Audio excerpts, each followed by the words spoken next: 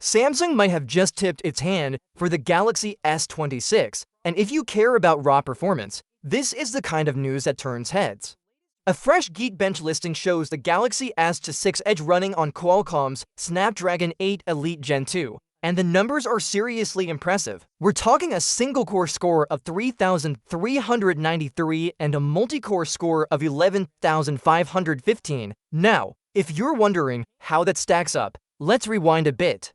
The Snapdragon 8 Elite in the Galaxy S25 Ultra hit 2,869 on single-core and 9,495 on multi-core. That means we're looking at a jump of over 500 points in single-core and just over 2,000 points in multi-core performance. For a yearly chip upgrade, that's not just a baby step.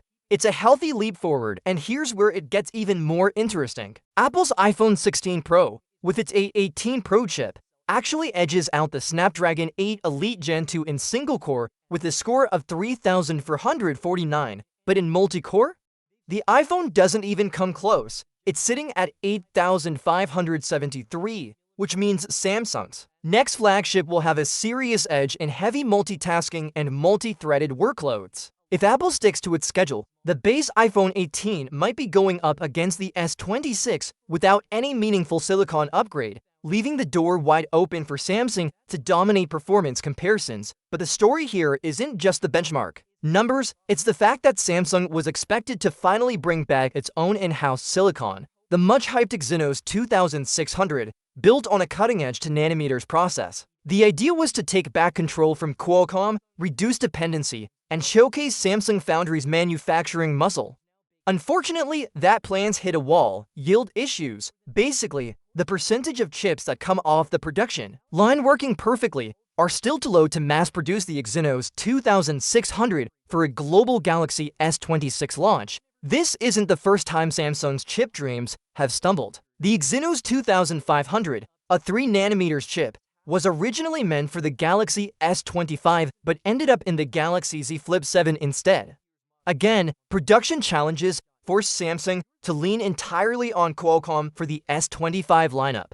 And now, with the S26, history is repeating itself. At least for now, there's still a slim chance Samsung might go back to region-specific chips next year, meaning we could see the Snapdragon 8 Elite Gen 2 in some markets and the Exynos 2600 in others. But honestly, I wouldn't bet on it. Reports still say the 2nm process is giving Samsung major headaches, and unless those problems are solved soon, a global Snapdragon rollout for the S26 looks far more likely. So why does this matter? Because this decision shapes not just the phone's performance, but also its identity in the market.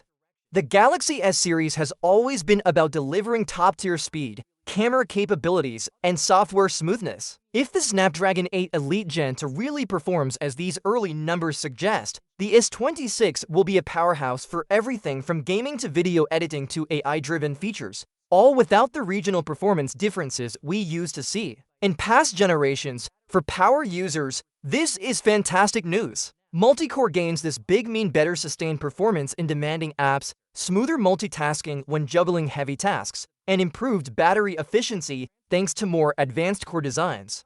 For everyday users, it simply means your phone will feel fast and stay fast for years to come. It also means Samsung gets to position the S26 not just as a catch-up to Apple, but as a phone that can actually outperform the iPhone in certain real-world scenarios. Apple might still lead in single-core performance, which helps with certain app loads and UI responsiveness, but the kind of workloads that benefit from higher multi-core performance, like pro-level video rendering, AI model processing, and serious gaming, are about to be Samsung's playground. Of course, benchmarks aren't the whole story.